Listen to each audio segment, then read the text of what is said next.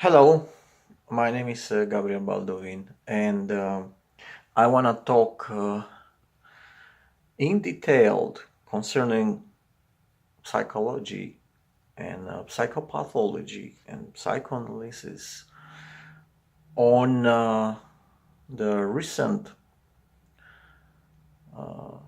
documentary Live in Neverland that turned a lot of people upside down. And from the very beginning, I have to apologize for my pronunciation. I'm not an English native speaker, but if you don't understand some of my words, make sure you look for the YouTube version, because I'm going to put there a English subtitle so everybody would understand it. And I also put a Romanian subtitle, my native language, and that won't be a problem for understanding. There's a lot of theoretical details involved in this response, this video response that I'm making, and I already made a test based on the notes that I kept here, and it seems like it's going to be about 4 hours long. Of course, it's very hard for me to keep talking for so long period, and I decided for now to split it in 4 parts, so it's going to be 4 videos, and based on the main issues that I found here. And I might change my mind, and I'll announce it in the next video. But for now, my main interest is to have 4 distinctive videos. And I have 4 major topics. The first one is obvious lies and manipulative techniques to show Michael Jackson is guilty. And the second one is the psychopathological mistakes and very unlikely symptoms that these 2 men, Wade Robson and James Safechuck, reported. And 3, my diagnosis, the causes for this still low level of sufferance, and the proper psychotherapeutic solutions for fixing those problems they reported.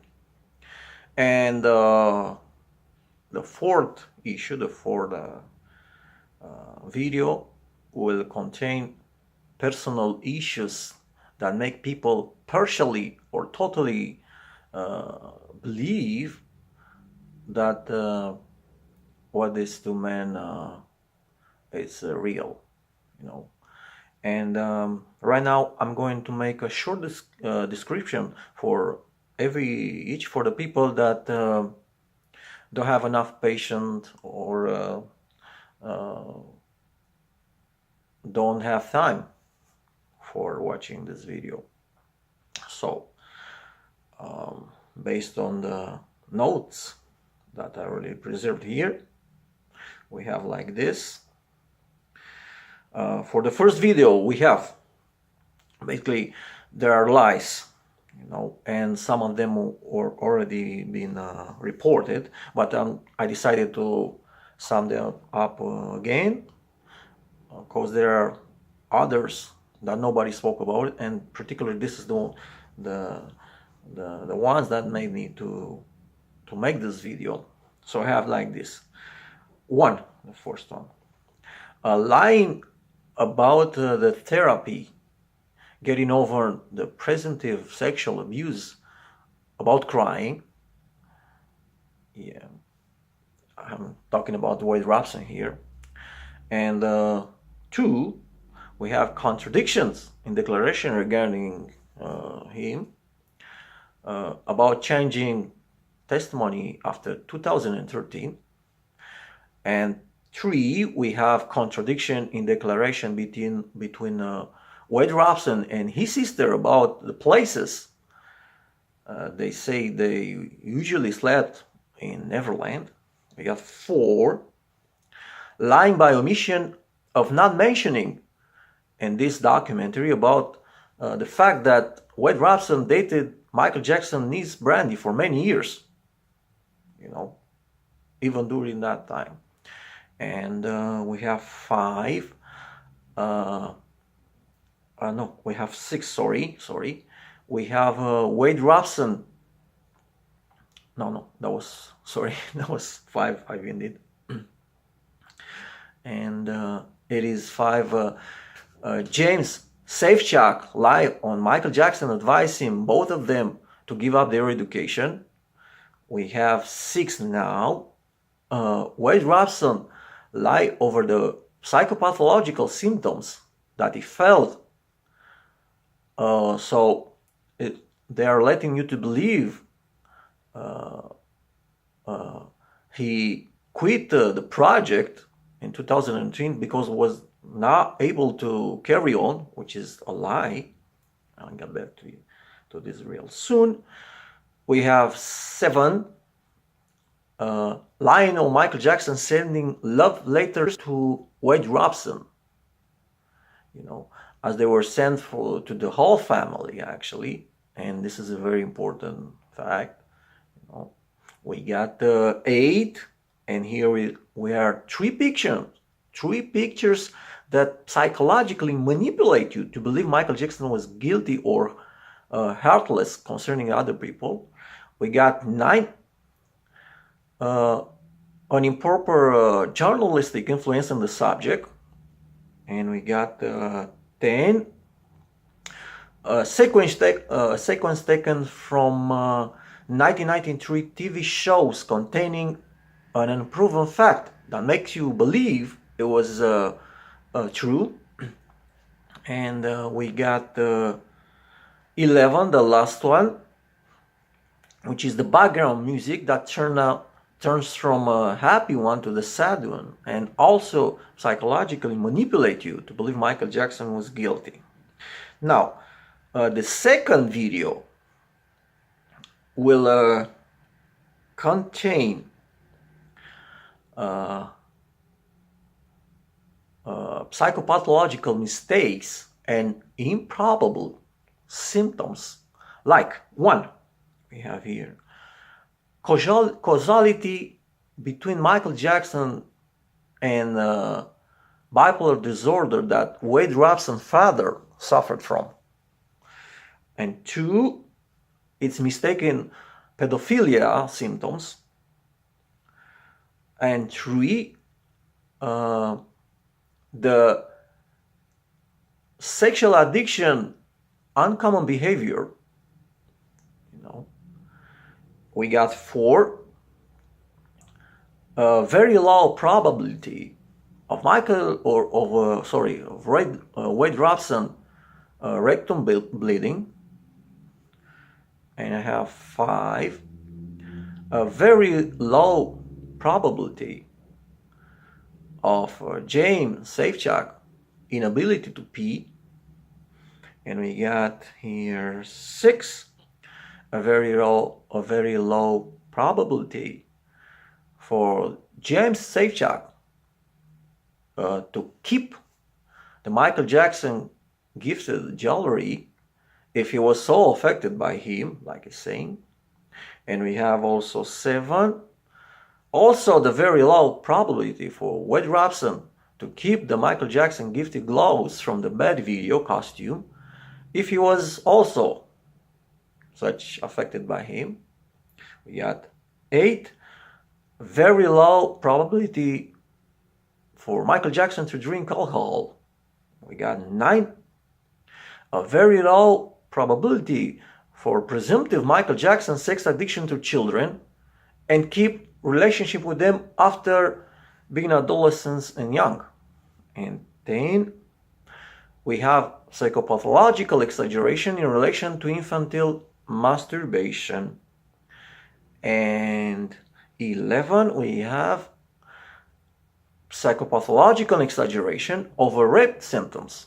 I'll get back to them in the second video.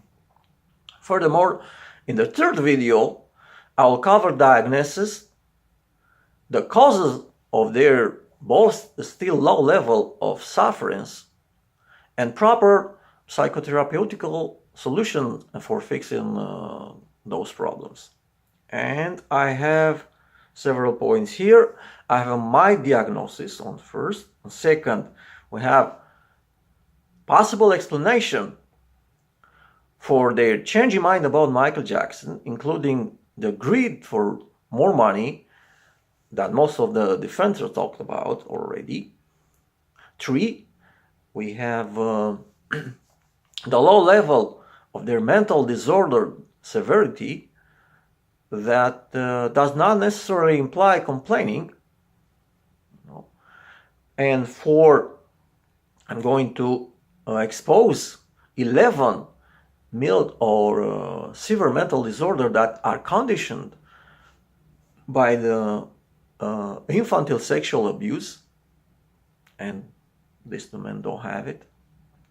5, I have exposing they're actually thriving and actually faking suffering. You know, they suffer, but not so bad that they want to believe they suffer. 6, we have an explanation for the low level of psychical suffering that they really are affected from. You know.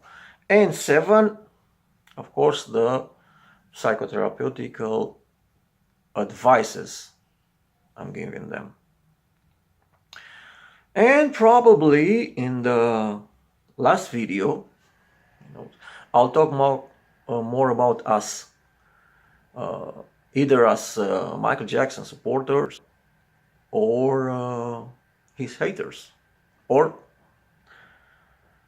not decided yet, confused people that partially or totally tend to believe what these two men say. All right, and I have here first is our own perception of unclear evidence as fact due to our own phobic predisposition. 2, I have here the possibility of Michael Jackson being guilty for sexual abuse of kids, and how to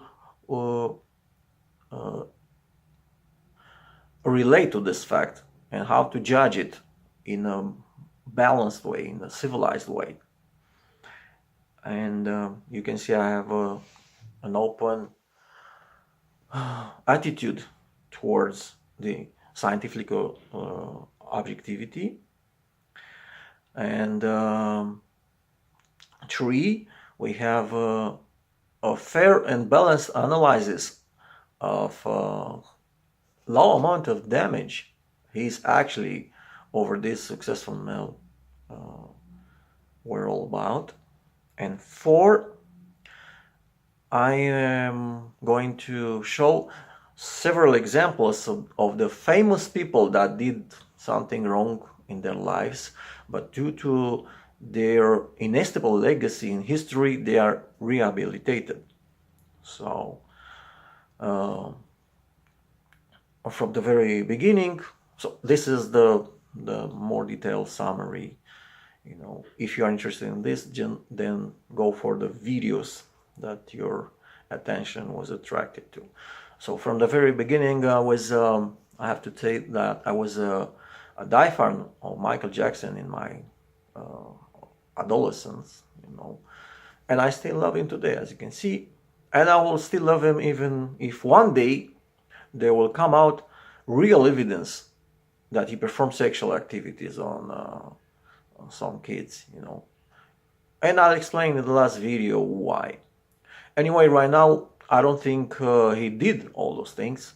For now, we don't have enough evidences and multiple sources of information. You know, we don't have facts. we only have their confessions, and that is not enough to know for sure that they what they say it's happened really happened. As you can see, in the name of objectivity, I'll discuss this possibility, but I don't think, like I said, I don't think he was guilty. And this is the negative side of this so-called documentary, that it doesn't care about the other side. It's one-sided. Some said, more joking, more seriously, that this documentary is more like a movie, and these two men are not quite professional actors, but they look very much like, and that's why I will further on refer to this documentary as a movie-like documentary, because these allegations are not new. Long-time fans and fans who know very well Michael Jackson's life, this kind of allegations are not new, and the novelty is that these allegations are now wrapped in a kind of Hollywood shape. This movie-like documentary has no multiple points of view and no multiple sources of information. And the fact, it's one-side story, like I said, and many people have noticed it. Don't you find it strange that this one-side story is based of uncertainties? From my perspective, I think two more fields should have been called for statements, and one is the police or FBI, and the other is the a mental health professional. And actually, I saw some psychologists commenting in some kind of video responses, but they didn't say much. They didn't confront what these two men say with the basic materials from the psych field, because they use this material in everyday work, and now they don't talk about it. They're just like a normal audience, They talk just like TV producers, and that's why I wanted to fill in.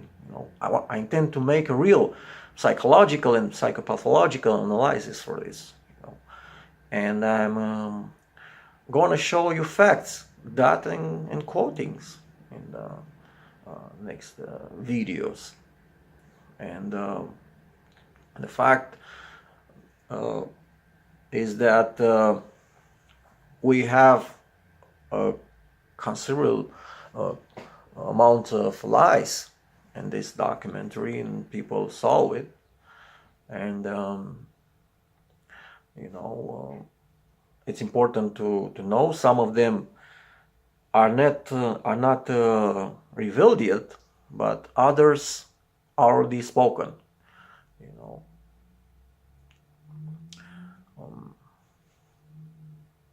You have to keep in mind that the most common lies involves the human emotional state or the sexuality. When it comes to emotions and sexuality, people lie a lot. They lie about what they didn't or did it. They lie about what they're doing right now, and also they lie about what they're going to do in the next period with the sex life. So how you have to think about that, not to trust what they say, this man say, So if you believe them just based on confessions, aren't you afraid that if ever called in a trial as a jury, you can convict a innocent person only on basis of assumption and not facts? So think about twice. And right now I'm going to expose some lies told, especially by Wade Robson. Some of them already have been revealed by other videos. Other ones weren't revealed till now, as far as I've seen on the internet. As most of us know, Wade Robson was the one that supported Michael Jackson defense until 2013. So if you pay more attention to his private life, you'll see that this guy actually lies a lot. And I'm not saying here that he have lied every time. That's impossible. But I want you to show that he might lied in a certain situations, as he describes facts. Actually, most of the second part in this movie-like documentary is meant to explain why they previously lied before, or say the truth. I don't know yet. Before 2013, I saw several video response to Wade Robson testimony that covered many lies this guy tells. And I suggest you check him online. Because there are a lot.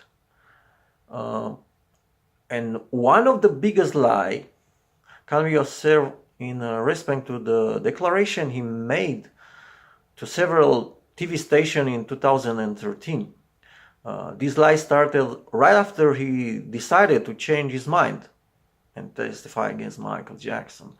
But before shooting this movie-like documentary, I saw this interview with him before this movie-like documentary came out, and he was like, hey, I was into therapy, and I'm over it, I'm stronger, now I'm able to speak the truth, I'm purged, I'm kind of in another dimension. And then guess what? All of a sudden, we see him crying once again in this movie-like documentary. So, how is that? How is that possible if he was cured before? Was it because of a high-resolution camera? Huh?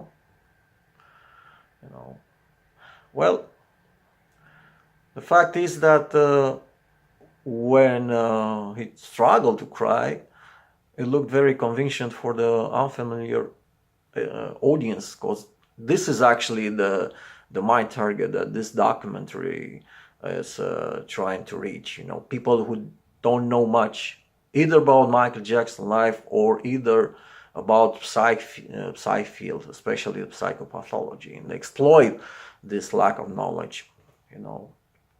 So I'm going to ask him now, hey, when did you lie? Either at those TV shows or now at your tearlessly struggle to cry. And I think the second, and no,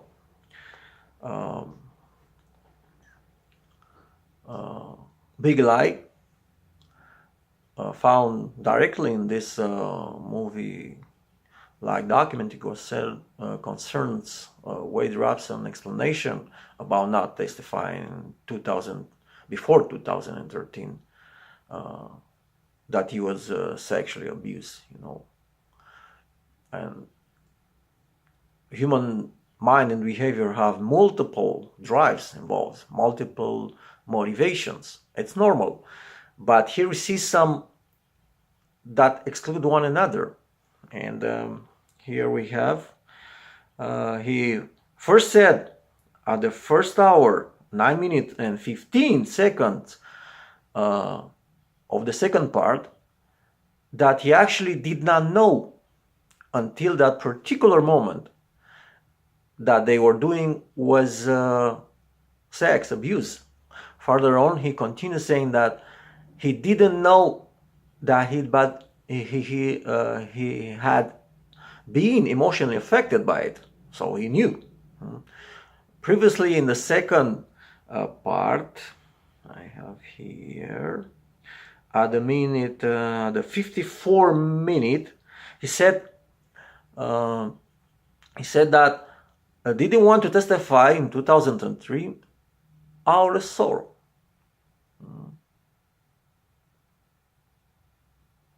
And then in the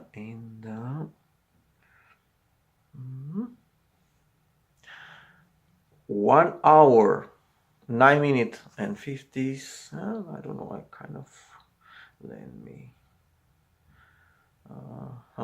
out of sorrow, and no, that was in minute 54. He said out of sorrow, and yeah, I think I mentioned that. Okay, let's go further. What do we have? Let me think. Okay. Later he said he wanted to protect Michael Jackson kids.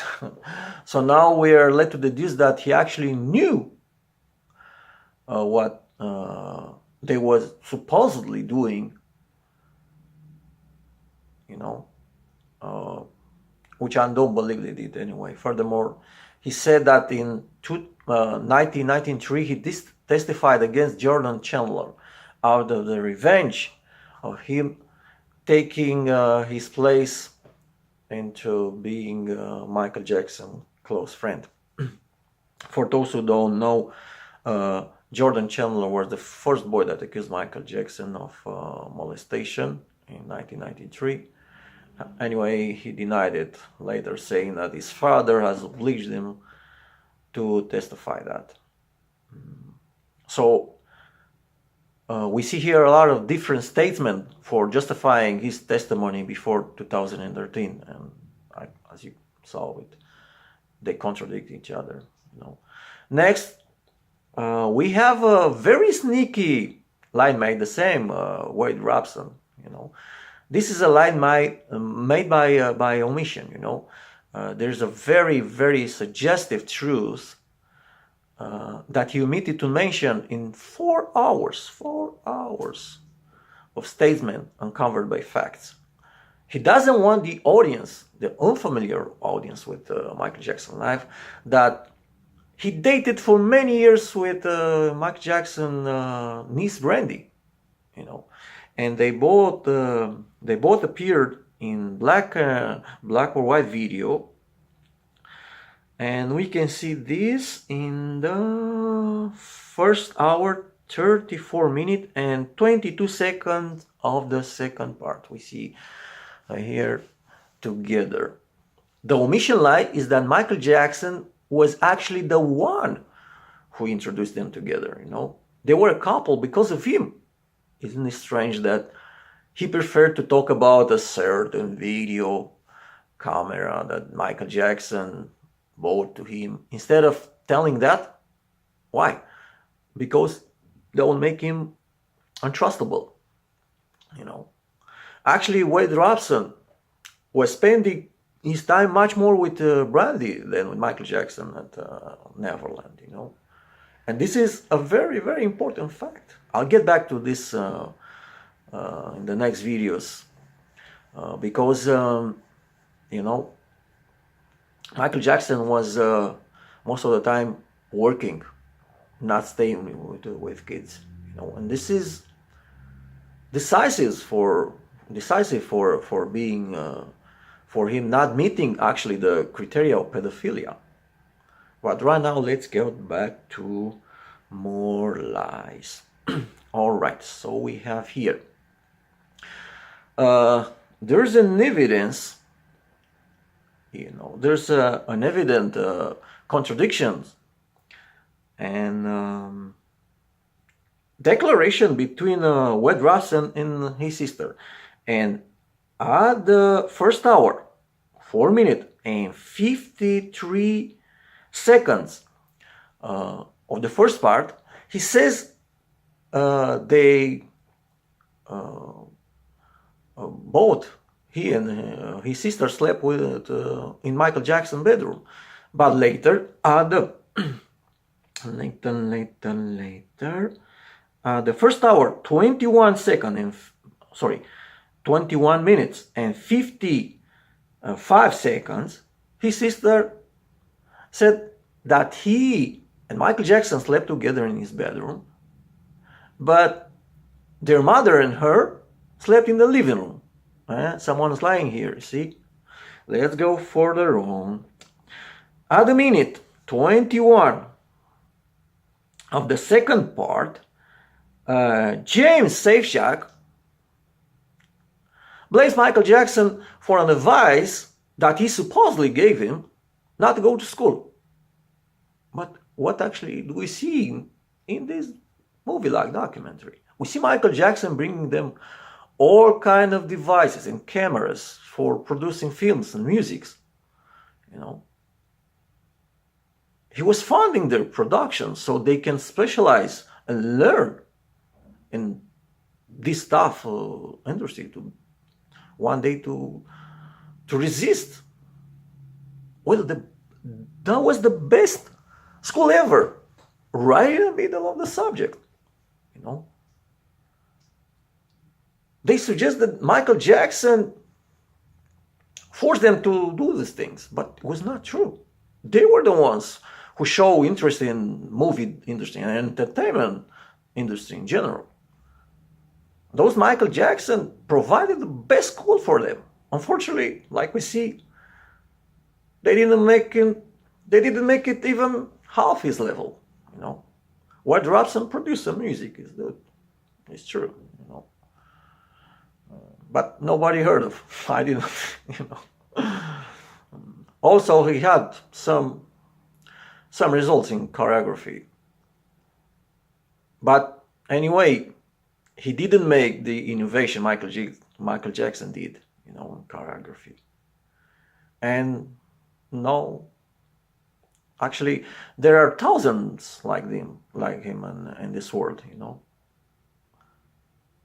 And for sure, for now, he kind of failed in filming directing. Just like James Safechuck. He also made music. And was a member of a music band, as we saw in the movie-like documentary. But was it Michael Jackson's fault that they chose the wrong school? This is what they wanted. And however, it was not wrong. Do you know that they are a rich person? I'll get back to this in the next video. Well, actually, their wealth is up to $1 million. Oh, $1 million. $1 million. Out of what? Now I wonder, what school in this world make you a millionaire after failing like this? Make no mistake about it. This wealth was not inherited. Their families were middle class before meeting Michael Jackson, and then complain about how he destroyed their life by making them millionaires, right? Okay. Another lies happens at the first hour, 24 minutes, and in the second part of this movie-like documentary. Well, Wade Robson mentioned symptoms like depression, anger, anxiety, and run away from the project. The unfamiliar spectator about his life remained with the idea that he quit this project because of the mental sufferance he was getting through. Well, that's again a lie. He's not telling the whole truth, letting people remain with the wrong idea, and people must be informed right away. This project was the Cirque du Soleil show. It was organized by Michael Jackson family and staff, and was about to start exactly in 2013. And here comes the fun part.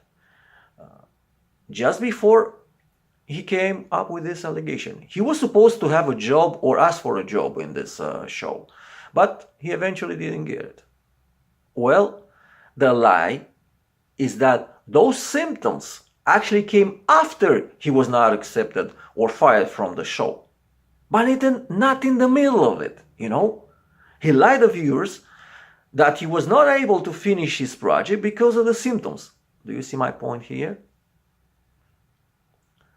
I think this particular lie explains why would he have lied about all the accusation that he came with after.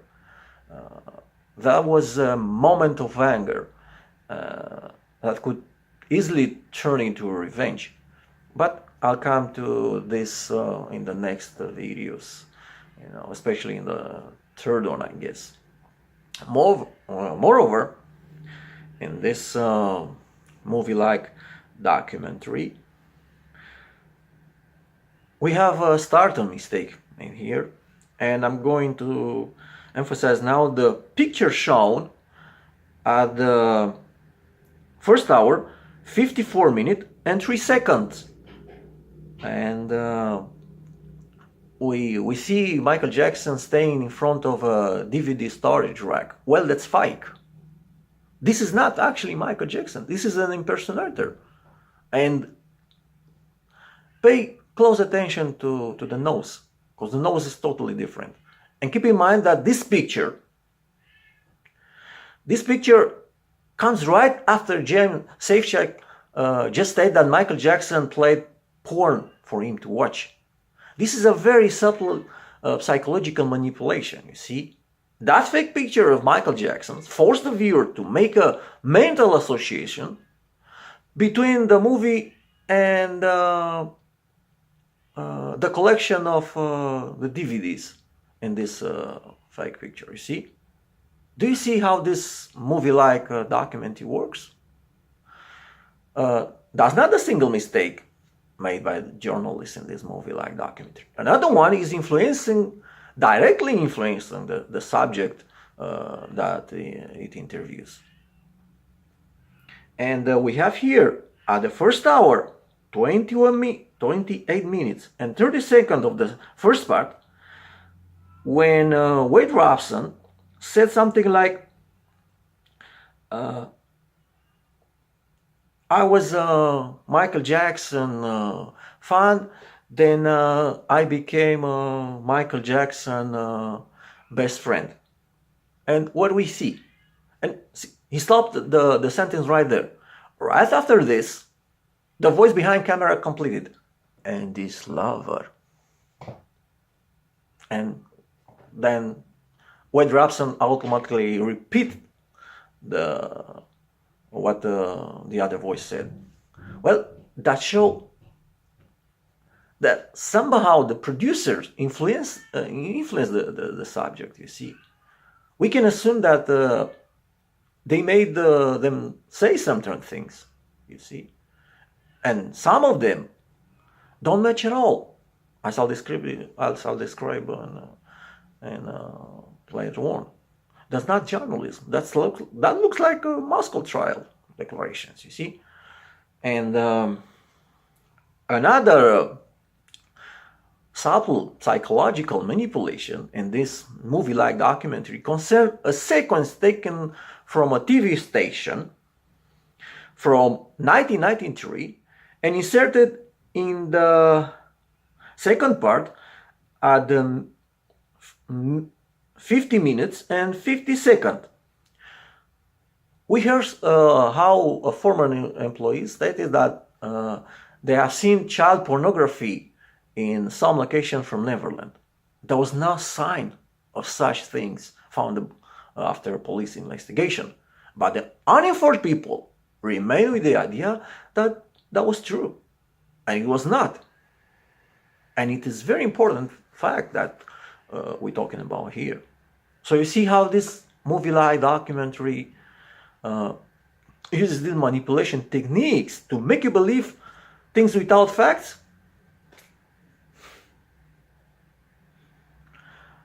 And let's go further.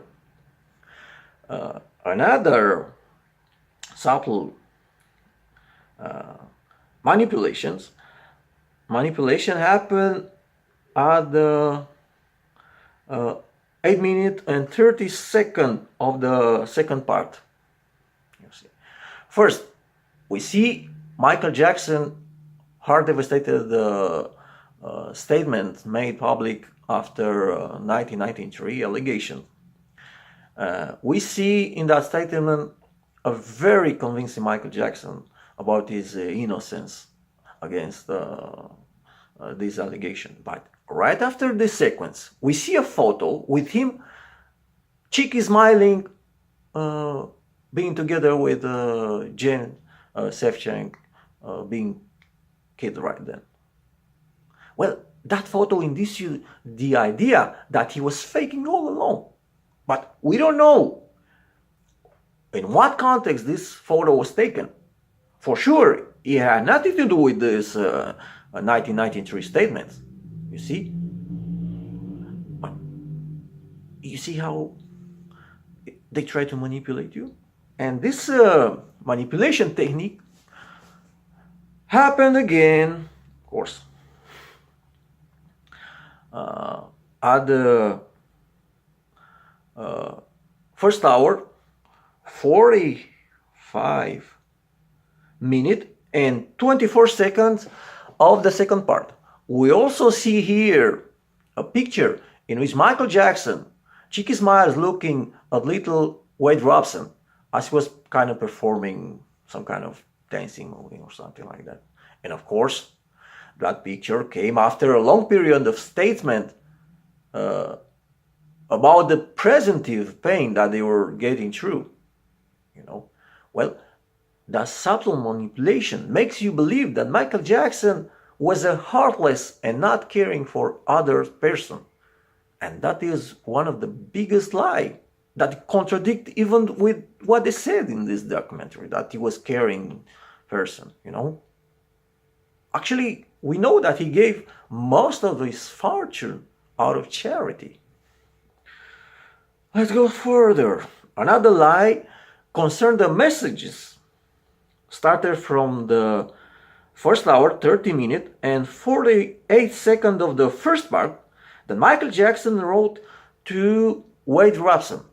But if we look carefully, you know, at these messages, we see that they're not at all for Wade Robson only, but to his entire family. Some were dedicated to Wade Robson only. That's true. But Michael Jackson sent his love to all other members of the family. And if you don't pay attention to this, you can lose this important detail, you know, and remain with the wrong idea that he sent actually love letters to Wade Robson. And it's false. And probably the most persuasive psychological manipulation is the background music. Well, that music goes from a happy one over the happy scene to a very sad and even gloomy one over the sexual confession sequences. Then manipulates you to believe that these things are true, as well as the happy moments connected with happy music were true. Do you see the strategy here? So for an experiment, just try to see a translated version. Turn off the sound and see it for yourself how convincing these men are without background music. If you see it already, you will have a big surprise seeing it again with no sound. So that's it for the short lies.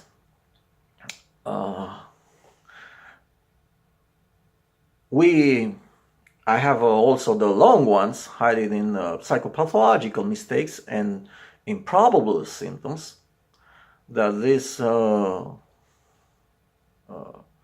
two men described in this movie-like documentary.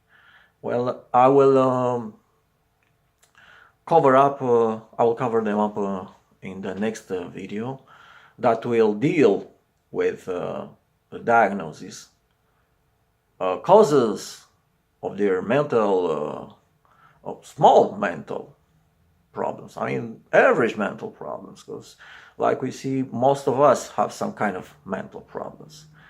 And also with the psychotherapeutical solution for solving them.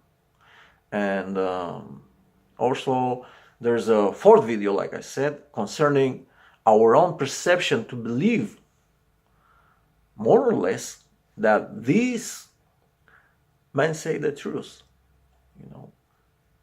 And what kind of attitude should we adopt in case that Michael Jackson was guilty and they say the truth, which I don't believe, you know, because we don't have clear evidence right now. Thanks for watching this first video. I'm gonna stop here, and please